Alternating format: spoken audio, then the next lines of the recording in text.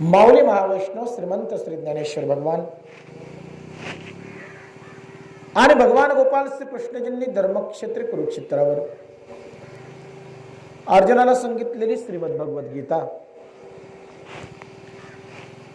आणि त्या गीतेवर ज्ञानोबारायांनी भावार्थ दीपिकेच्या निमित्तानं सुंदर अशी केलेली टीका, त्या ज्ञानेश्वरीतील किंबहुना श्रीमद भगवत गीतेतील 8वा अध्याय आणि 8व्या अध्यायामधील 24 आणि 25 नंबरचे श्लोक आजच्या या दुःखद प्रसंगी प्रवचन रूपी सेवेकरता निवडले।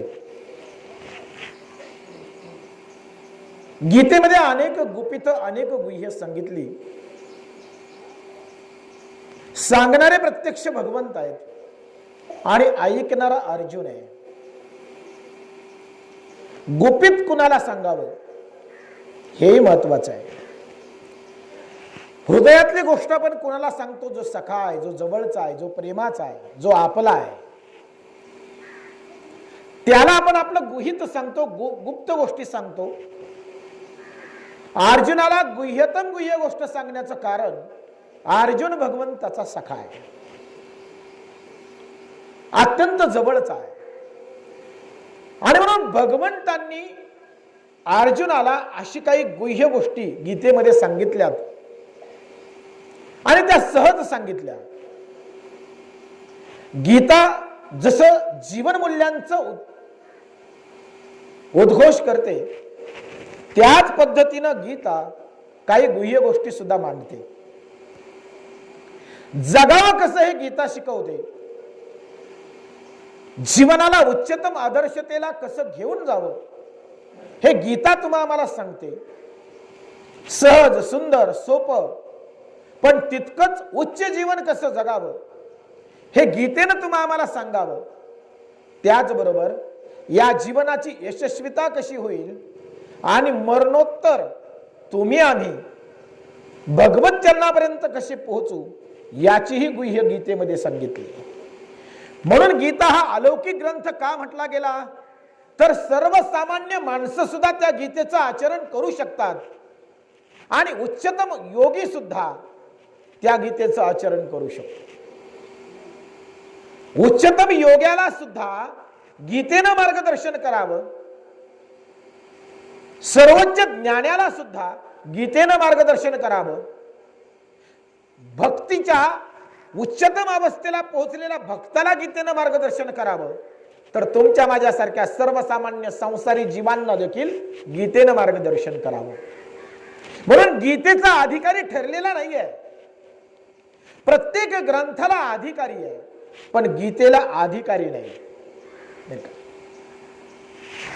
गीता ही सर्वांसाठी आहे, गीता ही ब्रह्मचर्यांसाठी आहे, गीता ही गृहस्थाश्रमांसाठी आहे, गीता वानप्रस्थांसाठी आहे आणि गीता संन्याशांसाठी सुद्धा आहे।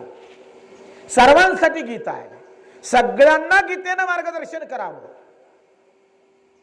आणि म्हणून गीतेमध्ये जे काही सांगितलंय ना, त्या गीतेला असा विशिष्ट असा अधिकारी नाही।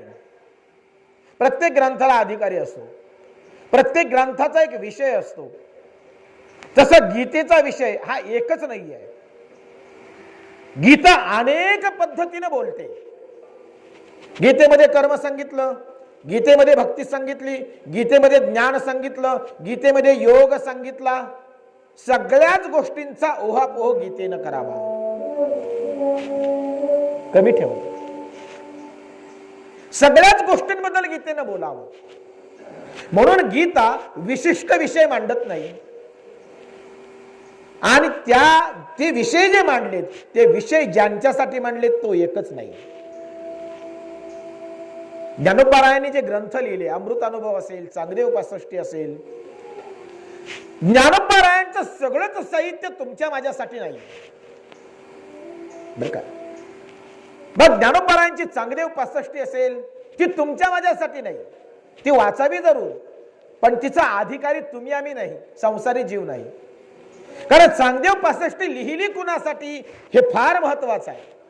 चांगदेव 65 लिहिली ती चांगदेवासारख्या योग्याला, कारण ते 65 ओव्यांचं पत्र आहे जे ज्ञानोबारायांनी चांगदेवाला लिहिलं. आणि म्हणून उपदेश जर चांगदेवाला आहे तर तिचा अधिकारी सुद्धा चांगदेवासारखा योगी आहे, किंबहुना चांगदेवाच्या योग्यतेला पोहोचलेले जे योगी आहेत त्या योग्यांसाठी चांगदेव 65 ती तुमच्या माझ्यासाठी नाही. ज्ञानोबारायांचा अमृत अनुभव असेल, मग अमृत अनुभवाचा अधिकारी कोण? अमृत अनुभवाचा अधिकारी हा तुमच्या माझ्यासारखा सर्वसामान्य संसारी जीव नाही. अमृत अनुभवाचा अधिकारी जीवनमुक्त आहे, जीवनमुक्त. ते चालते ज्ञानाचे बिंब, तयाचे अवयवते सुखाचे कुंभ, एर माणूस बनते भांब लौकिकाचे. जीवनमुक्त जो आहे त्या जीवनमुक्तासाठी अमृत अनुभव आहे, तुमच्या माझ्यासारख्या संसारी जीवांसाठी नाही. म्हणून ज्ञानोबारायांनी ज्ञानेश्वरी लिहिली, प्राकृतामध्ये लिहिली, तुमच्या माझ्या सर्वांच्या भाषेमध्ये लिहिली, तुम्हा आम्हाला समजेल अशी लिहिली, आणि तुमच्या माझ्यासाठी लिहिली. हा फार महत्वाचा मुद्दा आहे. ज्ञानोबारायांकडून निर्माण झालेलं साहित्य हे सर्वांसाठी निर्माण झालं, सगळ्या अधिकाऱ्यांसाठी. योग्यांसाठी बोलले, जीवनमुक्तांसाठी बोलले, आणि तुमच्या माझ्यासारख्या सर्वसामान्य जीवांसाठी सुद्धा बोलले. आणि म्हणून गीतेमध्ये जे काही मांडलंय ना, ज्ञानेश्वरीमध्ये जे काही ज्ञानोबारायांनी सांगितलंय ना, ते तुमच्या माझ्यासाठी उपयोगी आहेच. या श्लोकामध्ये मुद्द्याकडे जाऊया. या श्लोकामध्ये भगवंत मरण स्थितीची अवस्था सांगतायत. मृत्यू प्रत्येकाला आहे, सर्वांनाच त्या घटनेला सामोरं जायचं आहे. यावत जीव, ज्याचं सर्जन झालं ना त्याचं विसर्जन निश्चित होतं. आणि म्हणून जेव्हा मृत्यूची घटना घडतीये, जेव्हा मृत्यू तुमच्या माझ्या समोर उभा राहतो, तेव्हा तो मृत्यू कसा व्हावा हे फार महत्वाचं असतं. बऱ्याचदा माणसं जीवन कसं जगावं याच्याबद्दल चर्चा करतात, पण कसं मरावं याच्याबद्दलही चर्चा झाली पाहिजे. कसं जगलं पाहिजे याच्याबद्दल भरपूर बोललं जातं, मार्गदर्शन सांगितलं जातं, अनेक वक्ते त्याच्यावर बोलतात. जीवन कसं जगलं पाहिजे, पण जीवन जगत असताना कसं मेलं पाहिजे हेही महत्वाचं आहे, कारण मरणही तितकंच महत्वाचं आहे बर का. जीवन अति उत्तम जगला पण मरताना हाल झाले. माणसं चर्चा करतात ना, काळ म्हणाले सुंदर जीवन जगला पण मृत्यू मात्र अवघडच झाला. शेवटी मरणावरही त्याचं मूल्यमापन केलं जातं. त्याच्या मृत्यूच्या वेळी असलेल्या अवस्थेनुसार त्याचं मूल्यमापन केलं जातं. आणि बऱ्याचदा असं घडतं जीवनामध्ये बर का, की जीवनभर आदर्शवत जीवन जगले, भक्ती मार्गामध्ये जीवन जगले, परमार्थामध्ये जीवन जगले, उच्चतम जीवन मूल्यांना आपल्या जीवनामध्ये स्थान दिलं, आदर्श विचारांना आपल्या जीवनामध्ये स्थान दिलं, चांगलं उत्तम जीवन जगले, पण मरताना मात्र हाल झाले. माणसं चर्चा करतात, काय म्हणाले, वारी केली, भजनं केली, कीर्तनं ऐकली, रोज हरिपाठ केला, रोज ज्ञानेश्वरी वाचली, तीर्थयात्रा केल्या, पण बघा रे म्हणाले मृत्यू किती वाईट झाला है ना. चर्चा होते ना. काही माणसं आयुष्यभर वाईटच वागतात, वाईटच, त्यांच्या आयुष्यामध्ये कधी चांगुलपणा दिसलाच नाही. कधी धर्म नीतिमत्ता दिसलीच नाही. जीवनामध्ये केवळ केवळ आणि केवळ पाप बुद्धीनं वागत राहिले, दुसऱ्यांचा द्वेष मत्सर करत राहिले, दुसऱ्यांचे अंतःकरण दुखावत राहिले. पण अशी माणसं मरताना मात्र अगदी सहज मेली. माणसं म्हणाले अख्ख्या आयुष्यभर वाईट वागला, पण मरताना काय हो म्हणाले, असा बसला ना असा गेला, काही त्रास नाही हो. असंही दिसतं ना डोळ्याला. बऱ्याचदा समाजामध्ये अशी उदाहरणं तुम्हाला दिसतात. वाईट वागून चांगलं मरण आलं आणि चांगलं वागून वाईट मरण आलं, असं दिसतं. चोखोबरायांच्या बाबतीत काय अवस्था आहे तुम्हाला सर्वांना माहित आहे. ज्या चोखा मेळ्यांची निर्जीव हाडं विठ्ठल बोलत होती आणि ज्या चोखा मेळ्यांनी नामस्मरण करायला बसल्यानंतर त्यांची जनावरं त्यांची गुरं देवानं वळावीत, ज्या चोखोबांचा अधिकार एवढा मोठा की नामदेवरायांनी स्वतः पांडुरंगाच्या समोर पांडुरंगाच्या कृपेनं पांडुरंगाच्या संकेतानुसार त्यांची समाधी पंढरपूरला बांधावी, असे संत चोखा मेळा मृत्यू मात्र अपघाताने आहे. गावकोसाची भिंत अंगावर पडली आणि त्या अपघातामध्ये चोखोबांचा मृत्यू झाला. माणसं म्हणतील एवढे मोठे भगवत भक्त ज्यांची निर्जीव हाडं विठ्ठल बोलत होती, ज्यांचं काम भगवंत करत होते, मृत्यू एवढा भयावह का? चर्चा होते ना आयुष्यभर. अहो ज्यांची मेलेली हाडं विठ्ठल बोलतात त्यांचा मृत्यू सुद्धा तितका सहज पाहिजे ना. आपली अपेक्षा असते मृत्यू सुद्धा तेवढा सहज पाहिजे. ज्या भीष्माचार्यांनी आयुष्यभर कधीही धर्म बाजूला केला नाही, ज्या भीष्माचार्यांच्या समोर भगवान श्रीकृष्ण नतमस्तक झाले, जे पितामह भीष्माचार्य ज्यांना गंगा पुत्र म्हटलं गेलं, ते गंगा पुत्र भीष्म जीवनामध्ये नीतिमत्ता धर्म सोडून कधी वागले नाही. आणि वागले असते तर भगवंताला त्यांच्या समोर नतमस्तक होण्याची गरज नव्हती.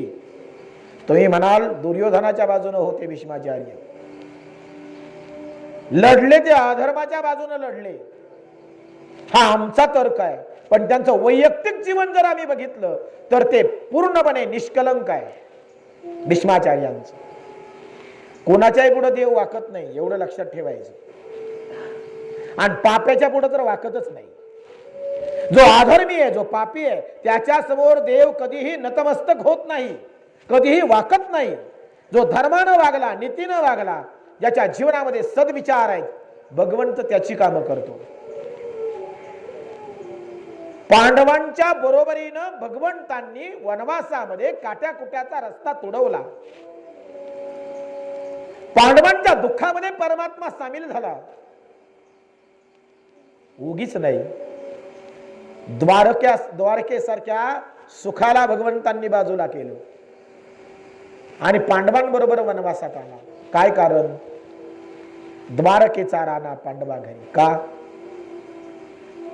त्याचं कारण आहे, पांडवांकडे जरी राज्य नव्हतं, पांडवांकडे जरी संपत्ती नव्हती, तरी पांडवांकडे एक गोष्ट होती आणि तो म्हणजे सदाचार, धर्म, नीतिमत्ता. त्या नीतिमत्तेसाठी त्या धर्मासाठी भगवंत द्वारका सोडून आले आणि पांडवांबरोबर काट्याकुट्यात फिरले. सांगायचं तात्पर्य, जिथं धर्म आहे ना, जिथं नीतिमत्ता आहे ना, जिथं सदाचार आहे ना, जिथं सद्भाव आहे ना, जिथं सज्जनता आहे ना, तिथंच भगवंताचा निवास आहे. म्हणून तुकोबाराय सुद्धा म्हणतात, तीर्थी धोंडा पाणी देव रोकडा सज्जनी. तीर्थी धोंडा पाणी देव रोकडा सज्जनी. तीर्थाला काय जाता? तीर्थाला जाऊन काय मिळेल? धोंडा पाणी, दगड आणि पाणी, याच्या पलीकडे काय नाही. देव जर पाहायचा आहे ना तर तो कुठे आहे? देव रोकडा सज्जनी. सज्जनाच्या ठिकाणी देव पाहायला मिळेल. देवाची अनुभूती संतांच्या ठिकाणी आहे, सज्जनाच्या ठिकाणी आहे. आणि म्हणून भीष्माचार्यांच्या समोर देव नतमस्तक झाले. त्याचं कारण भीष्माचार्यांचं जीवन निष्कलंक आहे, सदाचारानं, नीतिमत्तेनं आणि धर्मानं परिपूर्ण जीवन आहे. कधीही भीष्माचार्य दुराचारानं वागले नाहीत. पण अंत बघा ना भीष्माचार्यांचा. अर्जुनाच्या सहस्त्र बाणांनी भीष्माचार्यांचं शरीर चाळण करून टाकलं. चाळण भीष्माचार्यांच्या शरीरामध्ये हजारो बाण शिरले. त्या रणभूमीच्या धुळीमध्ये भीष्माचार्य शरपंजरी पडले. रक्ताचा लोट वाहतोय आणि भीष्माचार्य त्या धुळीमध्ये एवढा मोठा रथी, एवढा मोठा महारथी, एवढा मोठा धर्मात्मा, पण रणांगणाच्या धुळीमध्ये बाणांच्या शय्येवर पडलाय. कसा आला मृत्यू? खरं आहे ना? विचार करणं आवश्यक आहे. या गोष्टी का घडतात, कशामुळे घडतात? समाजामध्ये सुद्धा हे चित्र आपल्याला पाहायला मिळतं. हे झाली उदाहरणं, पण समाजामध्ये सुद्धा अशी काही उदाहरणं तुमच्या डोळ्यापुढे आहे. सज्जनतेने जगणारी माणसं पण मरताना मात्र दुःखानं मरतात. का घडतं हे? हे फार महत्वाचं आहे. याचा विचार आम्ही कधी करत नाही. माणसं म्हणतात झालं असेल त्याच्या जीवनामध्ये काहीतरी असं विचित्र. विचित्र असं काही नाही. एक सांगू, जीवनामध्ये जे काही घडतं ना ते कधीतरी पेरलेलं असतं, एवढं लक्षात ठेवा. उगीच जमिनीतून कोंब बाहेर येत नाही. कुठंतरी एक दाना तिथं पडलेला असतो, पेरला गेलेला असतो. उगवताना, जमिनीतून उगवताना ते काहीतरी पेरल्याशिवाय उगवत नाही. तसं तुमच्या माझ्या जीवनामध्ये जे काही घडतं ना ते घडणं सुद्धा कधीतरी कसली तरी परिणिती आहे, परिणाम आहे. हे लक्षात ठेवा. विनाकारण काहीही घडत नाही. या जगतामध्ये, या विश्वामध्ये विनाकारण कुठलीच गोष्ट घडत नाही. हे लक्षात ठेवा. कुठलीच नाही. किरकोळ ती किरकोळ गोष्ट जरी असली ना तरी विनाकारण नाही. या जीवनामध्ये, या जगतामध्ये, या विश्वामध्ये घडणाऱ्या प्रत्येक घटनेला कारण असतच. कारणाशिवाय काहीच घडत नाही. आणि हे घडलंय ना त्याला परिणाम सुद्धा असतोच. या गोष्टी नीट लक्षात ठेवा. तुमच्या माझ्या जीवनामध्ये काही अशा गोष्टी अशा घडून जातात. माणसं सहज बोलताना म्हणतात, काय हो म्हणाले, माझ्या आयुष्यामध्ये मी कधी कुणाशी वाईट बोललो नाही, कधी कुणाशी वाईट वागलो नाही, मनामध्ये कधी कुणाविषयी वाईट चिंतलं नाही, मग माझ्याच वाट्याला असे भोग का? म्हणतात ना माणसं. हो म्हणाले, कधी मी कुणाचं वाईट केलं नाही हो, पण बघा ना म्हणे माझ्याच वाट्याला कसं जीवन आलंय.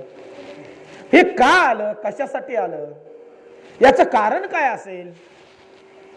काहीतरी कारण असेल ना. मी आधी काय वाक्य वापरलं, कारणाशिवाय काहीही जीवनामध्ये किंवा विश्वामध्ये घडत नाही. मग आपल्या जीवनामध्ये जे काही घडतं त्याला सुद्धा काहीतरी कारण असेल, विनाकारण नाही, विनाकारण नाही. म्हणून हा गैरसमज आम्ही बाजूला केला. माझ्या जीवनात जे घडलंय ना,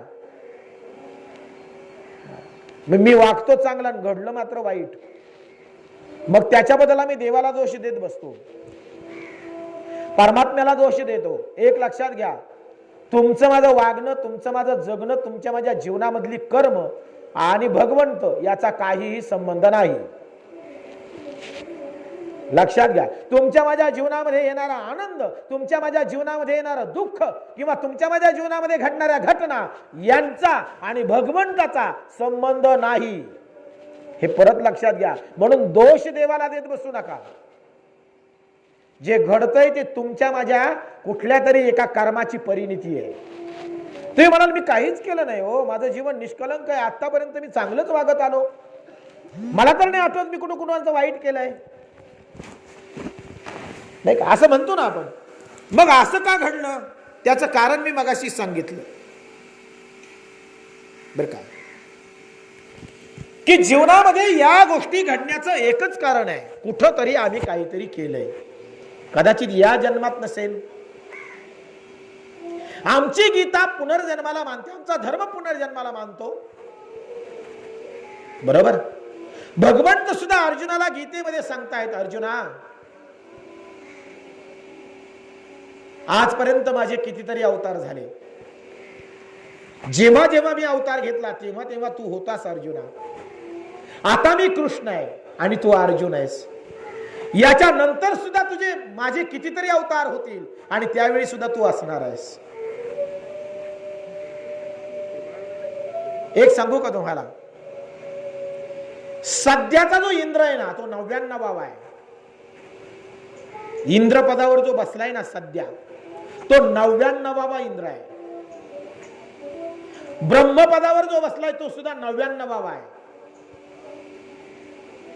आता जो कृष्ण झाला ना मागे द्वापारामध्ये, तो सुद्धा 99वा आहे.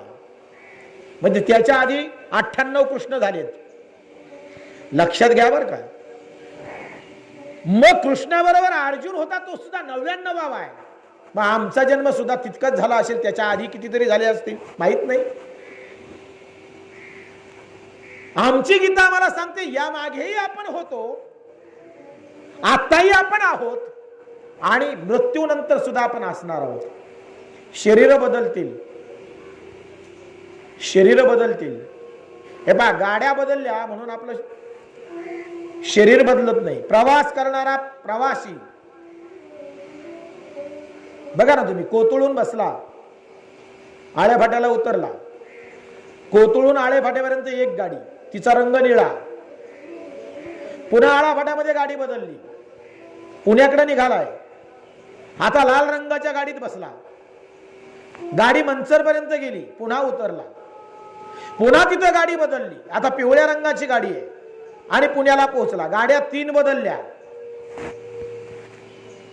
कोतुळ पासून आळेफाट्यापर्यंत गेली ती निळी गाडी, तिथून मंचर पर्यंत गेली ती पिवळी गाडी, त्याच्यानंतरची गाडी. गाड्यांचा रंग बदलला पण प्रवासी बदललाय का? प्रवासी तोच आहे, फक्त गाड्या बदलल्या. तसं शरीर बदलतात, प्रवासी तोच आहे. ही आमची गीता सांगते. आणि आमच्या गीतेनं शाश्वत तत्व सांगावं. नैनम छिन्नन्ति शस्त्राणि नैनम दहति पावकः न चैनम क्लेदयन्ति आपो न शोषयति मारुतः. अजर अमर तत्व आहे, तत्व तेच आहे. घागरी वेगवेगळ्या रंगाच्या आहेत. पिवळ्या रंगाची घागर, लाल रंगाची घागर, काळ्या रंगाची घागर, निळ्या रंगाची घागर. घागरीचा रंग वेगवेगळा आहे, पण त्या घागरींमध्ये भरलेलं पाणी, ते पाणी एकाच पिंपामध्ये जर खाली केलं, ओतलं, तर त्यातून लाल घागरीतलं पाणी बाजूला करता येईल का? पिवळ्या घागरीतलं करता येईल का? निळ्या घागरीतलं करता येईल का? घागरी जेव्हा वेगवेगळ्या भरून ठेवल्यात आणि जर सांगितलं जा रे लाल घागरीतलं पाणी आण, आपण पटकन लाल घागर घेऊन येतो. जा रे निळ्या घागरीतलं पाणी आण, निळी घागर घेऊन येतो. पण आता सगळ्या घागरी एकाच पिंपात ओतल्या आणि मग सांगितलं जा त्या पिंपातून आहे ना फक्त पिवळ्या घागरीतलं पाणी घेऊन ये, मग आणता येईल का? नाही आणता येणार. का? पाणी तत्व एकच आहे, पाणी एकच आहे, फक्त घागरींमुळे वेगवेगळं दिसलं. बरोबर? तसं तुमच्या माझ्यातलं चैतन्य एकच आहे, शरीरामुळे वेगवेगळं दिसतं. शरीरांमुळे भिन्नता आहे, शरीरांमुळे वेगळेपणा आहे, मात्र तत्व एकच आहे. तत्व हे एकच आहे. आणि म्हणून आमच्या गीतेनं त्या तत्वाला शाश्वत मानलं आणि शरीर बदलतात हे मात्र निश्चित सांगितलं. मग तुमच्या माझ्या जीवनामध्ये आत्ताचं हे जीवन म्हणजे हेच आमचं जीवन आहे असं नाही. याच्या आधीही जीवन होतं आणि मृत्यू नंतर सुद्धा जीवन असणार आहे, नक्की असणार आहे. मग आधीच्या जीवनात जे घडलं ते, आता आम्ही जगतोय ते, जीवनामध्ये केली जाणारी कर्म ही सगळीच भोगली जातात असं नाही. कारण कर्मांचा पसारा मोठा आहे आणि भोगण्यासाठी कालावधी कमी आहे. आपण मराठीमध्ये म्हण आहे, रात्र थोडी सोंग फार, है ना, तशी अवस्था आहे. कालावधी कमी आहे पण भोगण्यासाठी जास्त शिल्लक आहे. कदाचित मागच्या जन्मामध्ये जे काही भोगून झालेलं नाही बर का, ते शिल्लक राहिलं, ते शिल्लक राहिलं आणि ते या जन्मात प्रारब्ध म्हणून प्राप्त झालं. हे लक्षात ठेवा. काही गोष्टी प्रारब्धानं येतात, मागावून येतात, ज्या कदाचित मागच्या असतील त्या आल्या या जन्मामध्ये आणि मग ते प्रारब्ध भोगावं लागतं. हे लक्षात ठेवा. म्हणून काही काही घटना आपल्या मनाच्या विरोधात घडतात आणि आपल्या स्वभावाच्याही विरोधात घडतात. कदाचित ते प्रारब्धान आहे, मागावून आलंय, मागावून शिल्लक राहिलेलं आलं. आता तुम्ही आम्ही जी कर्म करतोय याला क्रियामान म्हणतात. क्रियामान सद्य स्थितीला जे काही तुम्ही आम्ही करतो याला क्रियामान म्हणतात. याची ही परिणिती आहे. हेही भोगावं लागतं. काही प्रारब्धाचं भोगतो, काही सद्य जीवन आपण जगताना जे काही क्रियामान आहे त्या क्रियामानाची परिणिती म्हणून भोगतो. आणि हे दोन्ही भोगून शिल्लक राहिलं की ते पुढे संचितात जातं. संचित ते परत संचित म्हणून पुढच्या जन्मात तेच संचित प्रारब्ध म्हणून प्राप्त होतं. हा खेळ सारखाच चाललाय. हे चक्र आहे. किती सूक्ष्म आहे बघा. हे तुमच्या माझ्या लक्षात येत नाही. प्रारब्धाहून आलं, क्रियामानाची परिणिती आणि प्रारब्धाचा भोग, या दोन्ही गोष्टी पूर्णपणे भोगून न झाल्यास जे काही शिल्लक राहतं ते संचित म्हणजे साठविणे. ते साठलं जातं आणि ते साठलेलं परत पुढच्या जन्मात प्रारब्ध म्हणून येतं भोगण्यासाठी. म्हणून संत म्हणतात भोग ही न घडे संचिता वाचुनी. संचिताशिवाय भोगणच नाही. जे काही घडतं ते तुम्ही आम्ही काहीतरी केल्याची परिणिती आहे. देवाला दोष देऊ नका, देवाकडे तक्रार करू नका. हे तुम्ही आम्हीच पेरलंय. कधीतरी आमची बुद्धी तिथपर्यंत पोहोचत नाही, कदाचित आमचा तर्क तिथपर्यंत जात नाही, म्हणून आम्हाला ते उमगत नाही, कळत नाही. आपण म्हणतो मी केलंच नाही, माझ्या वाट्याला कसं आलं ना. कधीतरी काहीतरी आमच्याकडून जे घडलंय म्हणूनच भोगायला आलंय. विनाकारण काहीच घडत नाही. मी मगाशी सांगितलं. भीष्माचार्यांचं उदाहरण मी नेहमी देत असतो. एवढा मोठा धर्मात्मा ज्यांच्या पुढे भगवंत नतमस्तक होतात. रणांगणावर पडलेले भीष्माचार्य, पांडव आणि भगवंत एका संध्याकाळी भीष्माचार्यांना भेटायला गेले. पायाजवळ भगवंत उभे राहिले. पांडवांनी भीष्माचार्यांचं दर्शन घेतलं. पायाला हात लागल्याबरोबर भीष्माचार्यांनी आपली कललेली मान वर केली. बघितलं पायाजवळ परमात्मा आहे, भगवान श्रीकृष्ण आहे. डोळ्यांनीच नमस्कार केला. पण भगवंताला नमस्कार करताना भीष्माचार्यांच्या डोळ्यामध्ये अश्रू दाटली. भीष्माचार्यांच्या डोळ्यामध्ये आलेले अश्रू भगवंतांनी बघितले आणि भगवंत भीष्माचार्यांच्या डोक्याच्या बाजूला आले. विचारलं, पितामह, तुमच्यासारख्या वीराच्या डोळ्यात पाणी शोभत नाही. एवढे मोठे पराक्रमी गंगापुत्र भीष्म, एवढा मोठा धर्मात्मा, आणि तुम्ही डोळ्यातून अश्रू ढाळतात. भीष्माचार्य म्हणाले, प्रभू, डोळ्यात आलेलं पाणी वेदनांमुळे आलेलं नाही. माझ्या शरीरामध्ये हजारो बाण शिरलेत आणि त्याच्या वेदना मला होतात आणि म्हणून मी रडतोय असं अजिबात नाही. पितामह, मग डोळ्यात पाणी येण्याचं कारण? पितामह भीष्माचार्य म्हणाले, भगवंता, या जीवनामध्ये कधीही कुठेही काहीही अनुचित घडलं नाही. कधी माझ्या जीवनातून मी धर्म बाजूला केला नाही. कधी माझ्या जीवनामध्ये दुष्कर्म करण्याचा प्रयत्न माझ्याकडून घडला नाही. का रे देवा, माझ्या वाट्याला असा मृत्यू का आला? हा प्रश्न जेव्हा भीष्माचार्यांनी केला तेव्हा भगवंत गालातच हसले. पितामह, तुमच्या नशिबामध्ये तुमच्या वाट्याला आलेला हा जो काही वेदनादायी मृत्यू आहे ना, या मृत्यूला सुद्धा काहीतरी कारण असेल. विनाकारण नाही आला हा मृत्यू. पितामह भीष्माचार्य म्हणाले, भगवंता, मला ते कारण शोधायचं आहे. असं माझ्याकडून काय अनुचित घडलंय की ज्याच्यामुळे एवढा भयावह मृत्यू मला येतोय? काय घडलंय माझ्याकडून? भगवंत म्हणाले, पितामह, तुम्ही शोध घेता, मी तुम्हाला दिव्य दृष्टी देतो, तुम्हीच शोधा काय नेमकं घडलंय तुमच्या आयुष्यामध्ये. इथून मागे भगवंतांनी भीष्माचार्यांना दिव्य दृष्टी दिली आणि त्या योगे भीष्माचार्य आपले जन्म तपासू लागले. जन्म तपासायला लागले. होईल का स्पर्श? काय हरकत नाही. झाला का?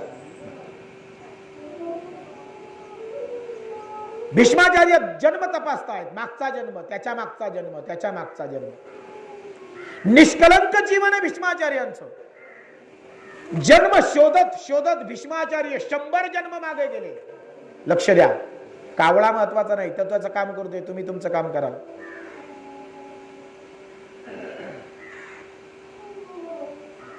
100 जन्म भीष्माचार्यांनी दिव्य दृष्टीच्या योगानं मागचे जन्म तपासले. 100 जन्म मागे. आणि 100व्या जन्मात मागच्या भीष्माचार्यांना एक दृश्य दिसलं त्या दिव्य दृष्टीच्या योगानं. ते दृश्य कोणतं माहित आहे? ते घरातून बाहेर पडले आणि रस्त्यानं चालत असताना त्यांच्या वाटेमध्ये एक सरडा आडवा आला. सरडा आडवा आला आणि तो रस्त्यात आडवा आलेला सरडा हातातल्या काठीनं त्यांनी उडवला. तो उडवलेला सरडा रस्त्याच्या कडेला असलेल्या काट्याच्या कुंपणावर जाऊन पडला आणि त्या काट्याच्या कुंपणावर तो सरडा पडल्यानंतर त्या कुंपणाचे काटे त्या सरड्याच्या शरीरामध्ये शिरले आणि हजारो काटे त्या सरड्याच्या शरीरामध्ये शिरून त्या सरड्याचा त्या कुंपणावर मृत्यू झाला. त्या कर्माचं फळ 100 जन्मानंतर भीष्माचार्यांना भोगावं लागलं. लक्षात ठेवा, कर्म किती सूक्ष्म आहे. 100 जन्म मागे केलेलं एक कृत्य, 100 जन्म मागे केलेलं एक दृश्य त्यांना दिसलं. वाटेत आलेला सरडा हातातल्या काठीनं सहज उडवला. त्याला मारायचं नव्हतं पण रस्त्यात आला म्हणून उडवला आणि रस्त्याच्या कडेला असलेल्या काटेरी कुंपणावर पडून हजारो काटे त्या सरड्याच्या शरीरामध्ये शिरले आणि त्या सरड्याचा त्या कुंपणावर मृत्यू झाला. त्याचा परिणाम 100 जन्मानंतर भीष्माचार्यांना भोगावा लागला. हजारो बाण त्यांच्या शरीरामध्ये शिरले आणि हजारो बाणांवर भीष्माचार्य आता पडलेत. सांगायचं काय, कर्म किती सूक्ष्म आहे. आमच्याकडून तर किती अनुचित घडतं दिवसभरात. कितीतरी आम्ही वाकडं वागतो, कितीतरी दुराचारानं वागतो. आमच्या जे मनामध्ये कितीतरी वेळा कुणातरी विषयी वाईट विचार येतो, कितीतरी वेळा. त्याचे परिणाम काय? कर्म चुकत नाहीत महाराज. देवाला देखील चुकले नाहीत. देवाला देखील झाडाच्या आड लपून बाण सोडला वालीवर आणि वालीचा मृत्यू झाला. प्रभू रामचंद्रांचा नामस्मरण करत वाली जमिनीवर कोसळला. राम राम म्हणणाऱ्या वाली जवळ प्रभू रामचंद्र पोहोचले. त्याचं मस्तक आपल्या मांडीवर घेतलं. तेव्हा वालीनं प्रश्न केला रामाला, रामा, तू जर म्हणाला असतास तर तुझ्या बाणासमोर मी छाती उघडी केली असती. तुझ्या हाताने मृत्यू जर होणार असता तर तो मृत्यू मी सहज स्वीकारला असता. लपून बाण मारण्याचं कारण काय? कशासाठी? भगवंत म्हणाले काही गोष्टी नियोजित असतात. हे माझं लपून बाण मारणं पुढच्या जन्मात माझा अवतार संपवण्याचं निमित्त बनेल. पुढच्या अवतारामध्ये म्हणजे कृष्ण अवतारामध्ये भगवंताचा, कृष्णाचा शेवट कसा आहे माहिती आहे ना? यादवकुळ संपलं, द्वारका पाण्यात बुडविली. भगवंत एकटे राहिले, एकटे. निजधामाला जाण्याची ओढ लागली. एका जंगलामध्ये कदंबाच्या वृक्षाखाली भगवंत बसलेत. तोच त्या जंगलामध्ये एक धीवर, एक कोळी शिकारीसाठी आलाय. शिकारी कदंबाच्या वृक्षाखाली बसलेला भगवान श्रीकृष्ण त्या शिकाऱ्याला हरणासारखा भासला आणि त्या कोळ्यानं, त्या शिकाऱ्यानं झाडाच्या आड लपून बाण सोडला. तो बाण भगवान श्रीकृष्णांच्या डाव्या पायाच्या अंगठ्यात शिरला आणि तिथं भगवंताचा शेवट झाला. तो बाण मारणारा कोण आहे माहितीये का? तो जो शिकारी आहे ना, तो मागच्या जन्मातला वाली आहे. आदल्या जन्मामध्ये रामानं बाण लपून मारला. त्याची परिणाम या जन्मामध्ये सुद्धा कृष्णाचा शेवट बाण लागू नये आणि तोही लपूनच मारलाय. भोगावं लागतं. देवांना सुद्धा भोगावं लागलं. तुम्ही आम्ही तर सर्वसामान्य माणसं आहेत. आपली गणती कुठं? देवाधिकांना देखील कर्माची गती चुकली नाही. आपण सर्वसामान्य आहे. आणि म्हणून आपल्या जीवनामध्ये जे काही घडतं, दोष कुणालाच देऊ नका. त्याच्यामुळं घडलं आणि ह्याच्यामुळं घडलं ना, ते आपणच काहीतरी केलेल्या कर्माची परिणिती असते. जीवनामध्ये घडणाऱ्या घटना ह्या कुठेतरी संचितातून, प्रारब्धातून प्राप्त होत असतात. तुमच्या माझ्या क्रियामानातून प्राप्त होत असतात. पेरलंय म्हणूनच उगवतं, एवढं ध्यानात ठेवायचं. आणि म्हणून मृत्यू कसा यावा, मृत्यू कसा व्हावा, या गोष्टी सुद्धा तुमच्या माझ्या हातातल्या नाहीत. कदाचित भीष्माचार्यांच्या हातात होतं, कारण त्यांच्या ठिकाणी इच्छा मृत्यू होता, इच्छा मरण होतं भीष्माचार्यांना. सहज आपल्याला प्रश्न पडतो की एवढा वेदनादायी मृत्यू आहे, हजारो बाण भीष्माचार्यांच्या शरीरामध्ये शिरलेत, त्यांनी त्याच ठिकाणी आपलं प्राणार्पण का केलं नाही? मावशी मावशी तुम्ही आल्या सगळ्यांशीच गप्पा मारायला लागल्या.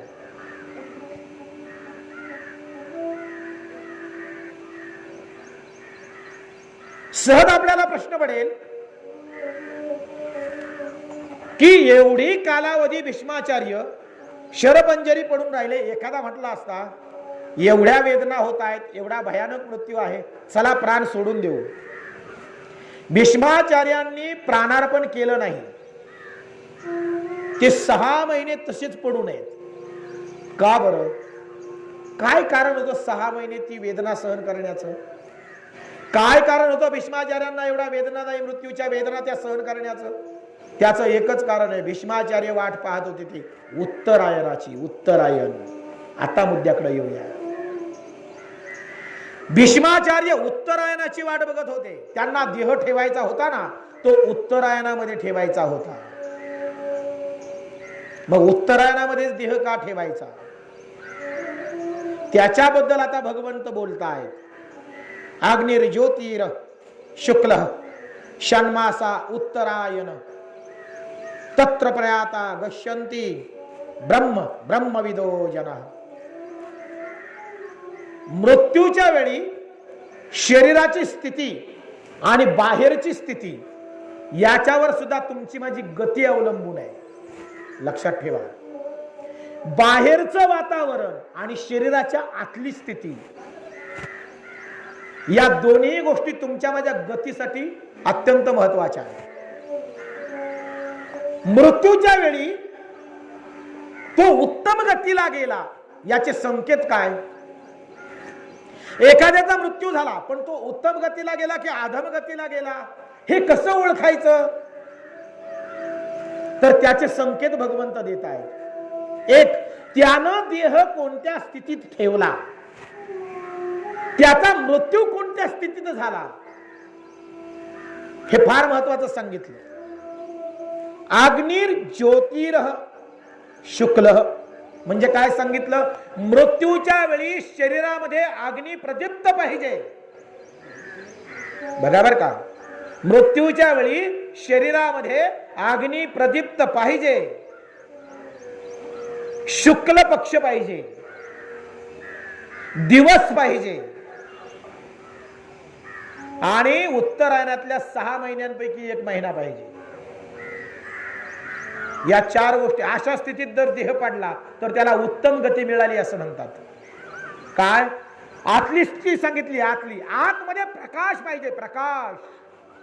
आतमध्ये अग्नी पाहिजे, प्रदीप्त. याचा अर्थ काय?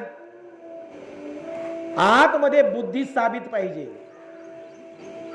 मृत्यूच्या वेळी आपली बुद्धी साबित पाहिजे. साबित म्हणजे काय? व्यवस्थित पाहिजे, तिला स्मरण पाहिजे. बऱ्याचदा मृत्यूच्या वेळी बुद्धी जाते, मग तो स्वतःच्या माणसांना सुद्धा ओळखत नाही. ओळखतो का मृत्यूच्या वेळी? बऱ्याचदा ती नुसतंच असं बिरबिर बघतो, पण कोण आलंय, कोण काय म्हणतं हे मारणाऱ्या माणसाला कळत नसतं. त्याचं कारण आहे, मृत्यूच्या वेळी सगळ्यात पहिल्यांदा जाते ती आपली स्मृती आणि मग जातात वेदना. भगवंताची ही कृपा आहे बरं का. तुम्हाला सांगू, ईश्वर इतका कृपाळू आहे. एक विंचू चावला ना तर किती वेदना होतात, ज्याला विंचू चावलाय त्याला माहिती आहे. एका विंचवाच्या डंखानं कितीतरी वेदना होतात. हजारो विंचू चावल्याच्या वेदना मृत्यूच्या वेळी होत असतात. ती वेदना ते दुःख आपण सहन करू शकत नाही. म्हणून भगवंत सगळ्यात पहिल्यांदा बुद्धी घालवतो आणि मग जाणीव संपवतो, वेदना संपवतो. म्हणून मृत्यूच्या वेळी आपल्या बाबतीत काय घडतंय हे आपल्यालाच कळत नसतं. हे लक्षात घ्या, आपल्यालाच कळत नाही नेमकं काय घडतंय आपल्या बाबत. आणि त्यामुळे कुठलं स्मरण नाही, कुठली स्मृती नाही. म्हणून या ठिकाणी सगळ्यात महत्वाचा पहिला मुद्दा त्यांनी मांडला, आतमध्ये प्रकाश असावा. म्हणजे कसला प्रकाश? ज्ञानाचा प्रकाश. ज्ञानाचा. त्याची बुद्धी सुरक्षित पाहिजे, साबित पाहिजे. त्याला कळलं पाहिजे आपल्या बाबत काय घडतंय. आपला मृत्यू आपल्याला जेव्हा पाहायला मिळतो ना, आपला मृत्यू जेव्हा आपण आपल्याला जाणवतो ना, तेव्हा समजायचं अजूनही तो जागृत आहे. म्हणून मृत्यूच्या वेळी पहा ना तुम्ही, बरीच माणसं दररोज नामस्मरण करतात, आयुष्यभर नामस्मरण करतात, मारताना देवाचं नावच येत नाही. काय माणसं म्हणतात, अरे त्याला राम म्हणायला लावा, हे राम म्हण, हे राम म्हण, तरी म्हणत नाही. म्हणायला लावतात ना राम काही वेळेस, बघा ते दुगदुगीवर असतो तो. आणि मग बाकीची जमलेली माणसं त्याला म्हणतात, हे राम म्हण ना, अरे राम म्हण, अरे राम म्हण, पण नाही म्हणत. का? स्मृती नाही. स्मृती नाही. कोण राम कळत नाही, समजत नाही, उमगत नाही. आणि म्हणून मृत्यूच्या वेळी बुद्धी सुरक्षित पाहिजे, जेणेकरून आपल्याला स्मरण असलं पाहिजे आपण मरतोय. आतमध्ये ज्ञानाचा प्रकाश पाहिजे, ज्ञानाचा अग्निर ज्योती, ती प्राणज्योत, ती ज्ञानज्योत तेवत राहिली पाहिजे आतमध्ये. ही अवस्था आहे आतली. तो स्थिर पाहिजे मृत्यूच्या वेळी, स्थिर. त्याला समजलं पाहिजे मी मरतोय, मी मृत्यूच्या अधीन होतोय, मी आता मरणार आहे आणि मी मरणार आहे असं म्हटल्यानंतर तो विचलित नाही झाला पाहिजे, तो घाबरला नाही पाहिजे, तो भयभीत झाला नाही पाहिजे, तो स्थिर राहिला पाहिजे, स्थिर. मृत्यूच्या वेळी नेमकं आम्ही काय करावं? प्रत्येकाला या घटनेला सामोरं जायचंय, प्रत्येकाला जायचंय. मृत्यूच्या वेळी नेमकं आम्ही काय करावं? आमचा मृत्यू होतोय हे जेव्हा आम्हाला जाणवतं ना, तेव्हा सगळ्यात पहिली गोष्ट घडते, आम्ही घाबरतो, भयभीत होतो. मग आम्हाला आमचे आप्तेष्ट आठवतात, नातेवाईक आठवतात, आमचा जमीन जुमला आठवतो, पैसा आठवतो, जीवनामध्ये केलेल्या खटाटोप आठवतो. मग मारताना बऱ्याच जणांना बऱ्याच चिंता ग्रासतात, नाही का? मारताना म्हणत असतो मग, वाटून घ्या रे, भांडणं करू नका. त्याला त्याची चिंता असते. एखादा म्हणतो लेकीला बोलवा, एक म्हणतो लेकाला बोलवा, एक म्हणतो डॉक्टरला बोलू का, म्हणतो डॉक्टरला नका बोलू, त्याला बोलून काय करतात, तो काय करणार आहे? त्याला कळलेलं असतं मरणार आहोत. मरताना अनेक विवंचना, अनेक चिंता तुमच्या माझ्या समोर उभ्या राहतात. आणि मग काय होतं माहितीये का? मरण समयी जे जाय आठवे, तो तेच गती ते पावे.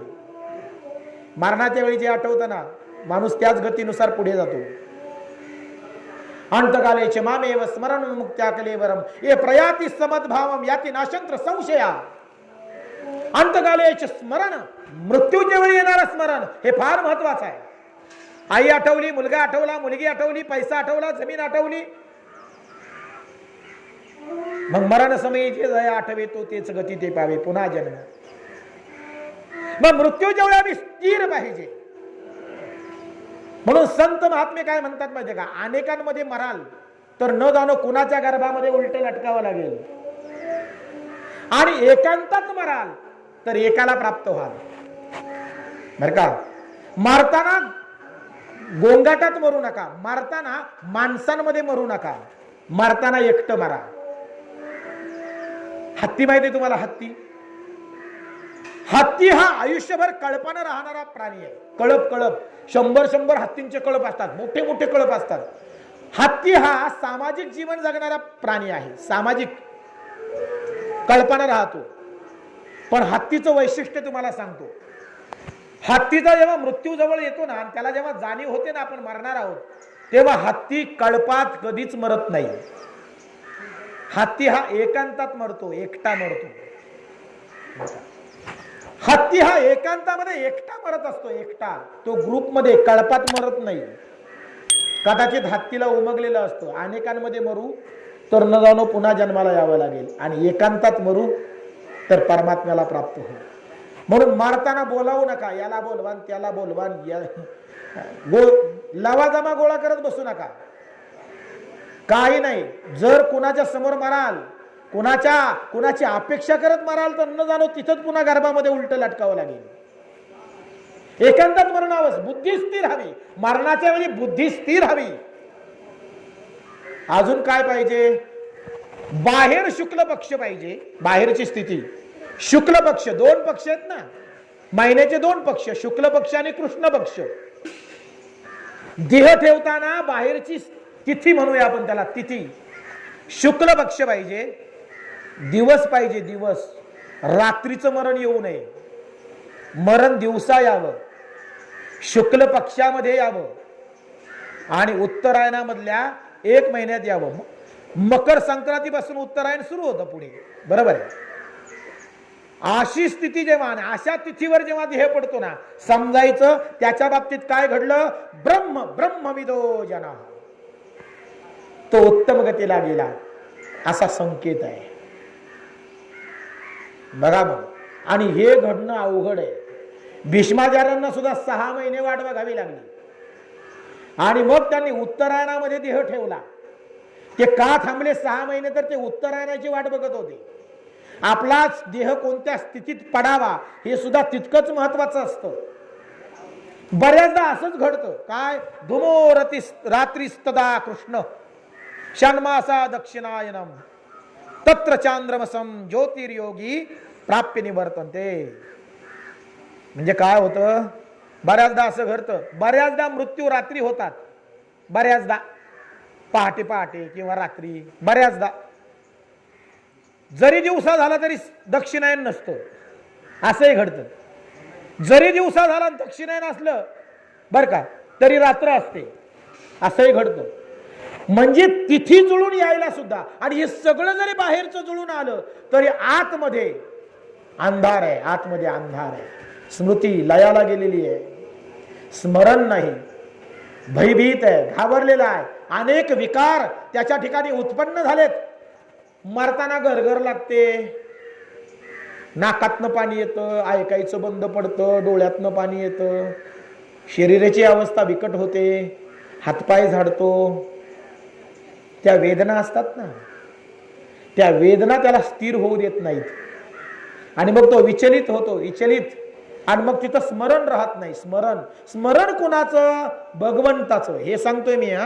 मृत्यूच्या वेळी देवाचं आतमध्ये जो प्रकाश पाहिजे ना, ज्ञानाचा, आतमध्ये जे स्थिरत्व पाहिजे ना, आतमध्ये जे नामस्मरण पाहिजे ना, ते घडत नाही. मग बाहेरची स्थिती शुक्ल पक्ष आहे, दिवस आहे, उत्तरायणातला 1 महिना आहे, पण आतमध्ये मात्र शरीराच्या आतमधली जी अवस्था आहे ती अवस्था मात्र अंधार आहे, अंधार. तरी उत्तम गती मिळत नाही. आणि म्हणून आतली गोष्ट आधी महत्वाची आहे. हे स्थिरत्व आधी महत्वाचं आहे, बरं का. हे स्थिरत्व केव्हा येईल? हे स्थिरत्व येण्यासाठी तुमच्या माझ्या जीवनामध्ये परमार्थाची पराकाष्ठा हवी, भक्तीची पराकाष्ठा हवी, नामस्मरणाची त्या ठिकाणी निश्चितता हवी. याच्याशिवाय या गोष्टी घडत नाही. मग सगळेच मारताना देवाचं नाव घेत मेले असते, पण तसं नाहीये. 99.99% माणसं देवाचं नाव घेत मरत नाहीत. 0.1% असा आहेत की ज्यांना देवाचं स्मरण होतं. त्याच्यात आमचे संत महात्मे येतील. पण आपण नक्कीच बघितलं नसेल असे कोणी की मारताना राम म्हटलाय, रामकृष्ण एखादा म्हटलं का, अरे जा रे तो फोटो आणा देवाऱ्यामध्ये ठेवलेला माझ्या पांडुरंगाचा, मी मारणार आहे, मारताना माझा पांडुरंग माझ्या समोर असला पाहिजे, अशी कुणी इच्छा केली का तुमच्या समोर व्यक्त मारताना? नाही ना, असं घडत नाही. आणि हे घडायला सुद्धा महद्भाग्य असावं लागतं, संत कृपा असावी लागते, गुरुकृपा असावी लागते, भगवंताची कृपाच असावी लागते. कृपेशिवाय या गोष्टी घडत नाहीत. आणि म्हणून जीवन जगत असताना जे काही तुमचं माझं जीवन आहे हे सन्मार्गी असावं, धर्माला धरून असावं, नीतिमत्तेला धरून असावं. तक्रार कुणाकडेही करू नका जीवनाची, कुणाकडेच करू नका. आणि ईश्वराकडे तर नकाच नका. मी मगाशी तुम्हाला एक वाक्य सांगितलं, तुमची माझी कर्म, तुमच्या माझ्या जीवनामध्ये घडणाऱ्या घटना यांचा आणि देवाचा संबंध नाही.